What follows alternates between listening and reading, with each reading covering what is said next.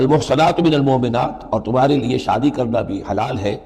ان سے بھی کہ جو خاندانی خواتین ہوں اہل ایمان میں سے، والمحصنات من الذین اوتوا الکتاب من قبلکم، اور خاندانی خواتین ان لوگوں کی کہ جنہیں کتاب دی گئی تھی تم سے پہلے، یعنی مسلمان مرد جو ہے عیسائی اور یہودی خاتون سے شادی کر سکتا ہے۔ اذا آتیتموہن اجورہن، جبکہ تم انہیں ادا کر دو ان کے مہر، محسنین، نیت یہ ہو کہ انہیں گھر میں بسانا ہے، مستقل ایک خاندان کا ادارہ وجود میں لانا ہے، غیر مسافرین، صرف شہوت رانی کے لیے نہیں، صرف مستی نکالنے کے لیے نہیں، ولا متخذی اخدان، اور نہ ہی کوئی چھپی دوستی یاریاں بنانے کے لیے، کھلم کھلا نکاح ہو، ایک مسلمان مرد کسی عیسائی عورت سے، کسی یہودی عورت سے نکاح کر سکتا ہے۔ اس کے ضمن میں آج کل بہت سے اشکالات ہیں لوگوں کو، اس کے ضمن میں وضاحت کیے دیتا ہوں کہ جہاں تک تو شریعت کا اصل حکم ہے وہ تو یہ ہے، اور چونکہ شریعت محمد رسول اللہ پر پوری ہو چکی ہے، اس میں کوئی تغیر و تبدل نہیں ہو سکتا، لہذا اس کو منسوخ ہم نہیں کر سکتے،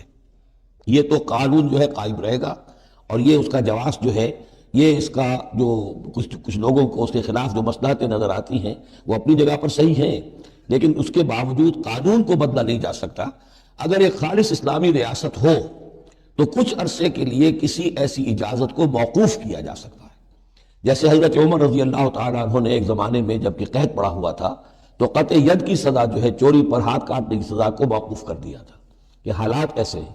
اسی طرح سے عارضی طور پر کسی حکم میں، کسی ایگزیکٹو آرڈر کے ذریعے سے، اسلامی حکومت کے کسی عارضی حکم کے ذریعے سے کوئی پابندی لگ سکتی ہے۔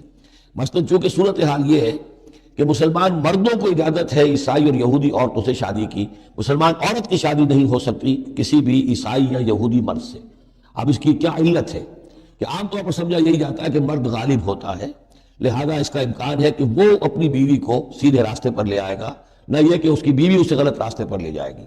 دوسرے یہ کہ اس زمانے میں اولاد ہوتی تھی مرد کی، تو گویا کہ ثابت تھا کہ جو اولاد ہوگی وہ ماں پر نہیں ہوگی، عیسائی نہیں ہوگی، یہودی نہیں ہوگی، بلکہ وہ مسلمان ہوگی۔ دوسرے اس وقت مسلمانوں کا غلبہ ہو گیا تھا، اور یہودی عیسائی جو تھے وہ ان کے گویا کہ تابع ہو چکے تھے۔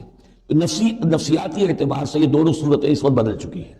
آج مسلمان مغلوب ہیں، یہودی عیسائی جو ہیں ان کا پلڑا بھاری ہے دنیا کی سیاست میں اور دنیا کے معاملات میں۔ ویسے بھی مرد جو ہے وہ کمزور ہو چکے ہیں اور عورتوں کا غلبہ ہے۔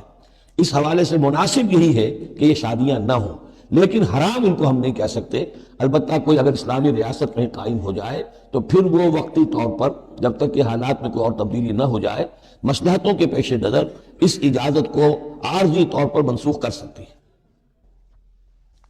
وَمَن يَكْفُرْ بِالْإِيمَانِ فَقَدْ حَبِطَ عَمَلُهُ، تو جس شخص نے ایمان کے ساتھ کفر کیا اس کے تمام اعمال حبط ہو گئے۔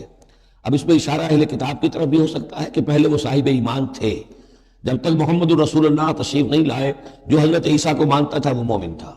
جو حضرت موسیٰ کو مانتا تھا مومن تھا، لیکن یہ کہ اب اگر وہ نہیں مان رہے تو گویا کہ وہ کفر کر رہے ہیں۔